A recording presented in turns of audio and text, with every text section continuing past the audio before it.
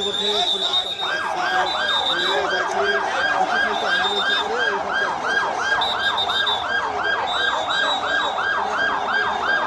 দেখতে পাচ্ছেন যে তাদেরকে এই বিশেষায়িত অ্যাম্বুলেন্সে করে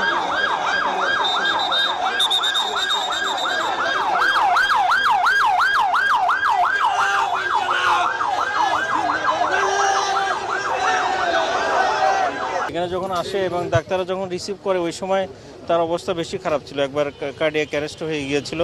এবং ওই সময় যেটা আমরা নিউরোলজিক্যাল পেশেন্টের যে বিভিন্ন উপসর্গ দেখে তার অবস্থান নির্ণয় করি সেটাকে গ্লাসগো কোমা স্কেল, সংক্ষেপে জিসিএস বলে। এটা তখন 3 ছিল। 3 অ্যাকচুয়ালি একদম সর্বনিম্ন, 3 থেকে 15 ধরেন।